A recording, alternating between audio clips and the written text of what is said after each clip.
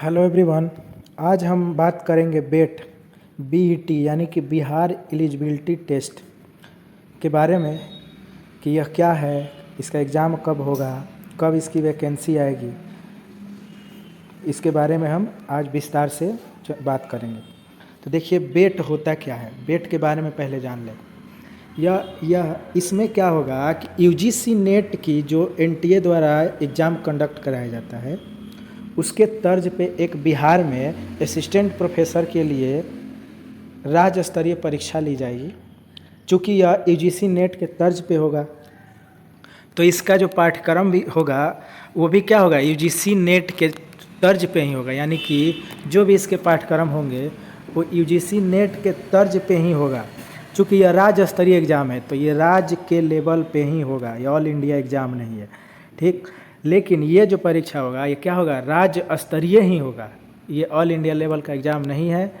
और इसमें क्या होगा, ये निर्णय लिया गया है क्या, शिक्षा विभाग के विशेषज्ञों के द्वारा। और शिक्षा विभाग के विशेषज्ञों द्वारा मदद लिया जा रहा है कि ये जो एग्ज़ाम कंडक्ट कराया जाएगा किस प्रकार से कराया जाएगा। इसमें क्या होगा कि बिहार से जुड़े विषयों का जो सिलेबस अधिक से अधिक शामिल किया जाए, जैसे कि भोजपुरी, मगही, अंगिका आदि विषयों को।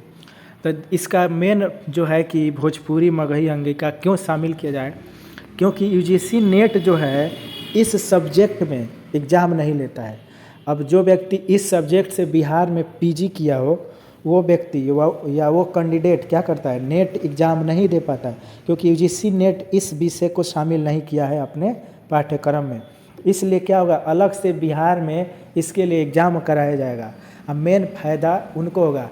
अब बाकी सभी सब्जेक्टों का इसमें क्या किया जाएगा, शामिल किया जाएगा कि जो व्यक्ति नेट एग्ज़ाम नहीं पास किए हैं वो बेट एग्ज़ाम दे के असिस्टेंट प्रोफेसर बनने के लिए एलिजिबल हो जाए, योग्य हो जाए।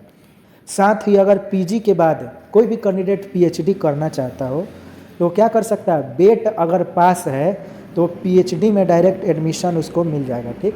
अगर कोई भी कैंडिडेट क्या करेगा, पीएचडी में एडमिशन ले सकता है।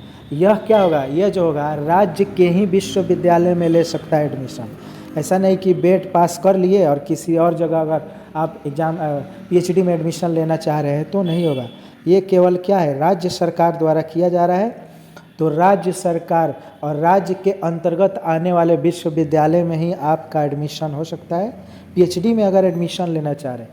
बाकी ये तो एलिजिबिलिटी टेस्ट हो रहा है आपका असिस्टेंट प्रोफेसर बनने का, तो आप क्या होंगे, बिहार सरकार के अंतर्गत आने वाले असिस्टेंट प्रोफेसर भर्ती में ही शामिल हो सकते हैं। मतलब कह सकते हैं ये क्या है, राज्य स्तरीय, एक तरह से राज्य स्तरीय एग्ज़ाम है, ठीक। इसमें हम बता दें कि इसके पहले कैसे होता था असिस्टेंट प्रोफेसर की भर्ती बिहार में। तो जैसे राज्य सरकार 2020 में 4638 पदों पे वैकेंसी निकाली थी। कितने, 4638 पदों पे वैकेंसी निकाली थी 2020 में, जो अभी भी उसकी प्रक्रिया चल रही है असिस्टेंट प्रोफेसर की भर्ती का। अभी भी कुछ सब्जेक्ट का हो चुका है, कुछ सब्जेक्ट का नहीं हुआ है। तो इसमें क्या होता था कि एग्ज़ाम नहीं होता था, इसमें एग्ज़ाम का कोई प्रावधान नहीं था। इसमें क्या, आपके जितने भी एकेडमिक स्कोर बन रहे हैं कि आपका ग्रेजुएशन में कितना एकेडमिक बन रहा है, उसके बाद पीजी में कितना बन रहा है, उसके बाद आपका नेट है, नेट क्वालिफाइड है, जेआरएफ है, तो उस सब को जोड़ के उसके बाद एक होता था पीएचडी। अगर आप पीएचडी किए हैं तो 30 नंबर उसमें आपको दिया जाता था। तो क्या होता था कि जो भी पीएचडी कर चुके हैं कैंडिडेट उनको 30 नंबर मिलता है। तो इसमें नेट वाले जो हैं और जेआरएफ वाले को मान के चले कि फ़ायदा बहुत कम होता था, क्योंकि 30 नंबर पीएचडी वाले ही हो जाते थे। और इस आधार पे क्या किया जाता था, मेरिट लिस्ट तैयार किया जाता। और इसके बाद फिर 15 नंबर का साक्षात्कार यानी इंटरव्यू होता है, इसमें जो पुरानी वाली पद्धति है।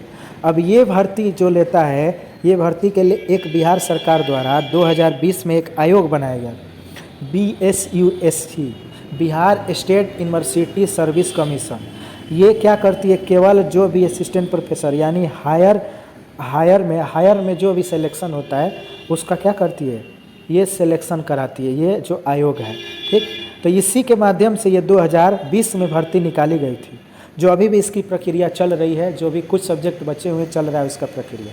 लेकिन जब ये बेट का जो मुख्यतः क्या है उद्देश्य है, उन बच्चों को फ़ायदा होगा इससे जो पीजी के बाद यूजीसी नेट एग्ज़ाम पास नहीं कर पाए हैं, यानी पीजी कर लिए हैं लेकिन यूजीसी नेट एग्ज़ाम पास नहीं कर पाए हैं, यूजीसी द्वारा जो एनटीए द्वारा कंडक्ट कराया जाता है वो एग्ज़ाम पास नहीं किए हैं, तो वो कैंडिडेट क्या कर सकते हैं, बीईटी का एग्ज़ाम देकर वो इस योग्य हो सकते हैं कि बिहार में असिस्टेंट प्रोफेसर बन सके। ठीक, तो क्या करेंगे, इस राज्य स्तरीय एग्ज़ाम को देकर वो क्या कर लेंगे, असिस्टेंट प्रोफेसर बनने के लिए एलिजिबल हो जाएंगे। ये और एक चीज़ इसमें ये भी जान लीजिए कि Bihar state higher education council द्वारा सभी बिहार के विश्वविद्यालय के लिए एक common pre PhD test conduct कराने की भी बात चल रही है, यानी कि सभी यूनिवर्सिटी मिला के एक कॉमन प्री पीएचडी टेस्ट होगा जिसमें पीएचडी में एडमिशन लेने के लिए आप योग्य हो जाएंगे। यानी हर विश्वविद्यालय के लिए अलग अलग से पीएचडी का एंट्रेंस नहीं होगा, उसके लिए क्या होगा, एक कॉमन प्री पीएचडी टेस्ट कराया जाएगा और इसके माध्यम से आप क्या करेंगे, बिहार के जो भी विश्वविद्यालय हैं उसमें आप पीएचडी कर पाएंगे। अगर जो व्यक्ति बेट पास नहीं कर रहा है तो, या बेट नहीं कर पाया हो या नेट नहीं पास कर पाया हो, उसके लिए ये प्रावधान करने की बात चल रही है। यह जो है क्या कराया जाएगा, जो Bihar state higher education council द्वारा कॉमन प्री पीएचडी टेस्ट, तो ये बिहार के अलग अलग विश्वविद्यालय द्वारा रोटेशन के माध्यम से कंडक्ट कराया जाएगा। रोटेशन का मतलब कि इस साल ये विश्वविद्यालय करा दिया तो इस साल अगला विश्वविद्यालय को कंडक्ट कराने का मौका दिया जाएगा। ठीक है, तो कहा जा रहा है कि बीईटी का जो वैकेंसी है दिसंबर एंड यानी दिसंबर 2024 या जनवरी 2025 तक इसकी वैकेंसी आने की संभावना है, क्योंकि माना जा रहा है कि बिहार में 2025 में चुनाव है, तो चुनाव से पहले क्या हो जाएगा, इस वैकेंसी को बिहार सरकार कराने की कोशिश करेगी, जिसमें लगभग माना जा रहा है लगभग 4000 प्लस पोस्ट आने की संभावना है।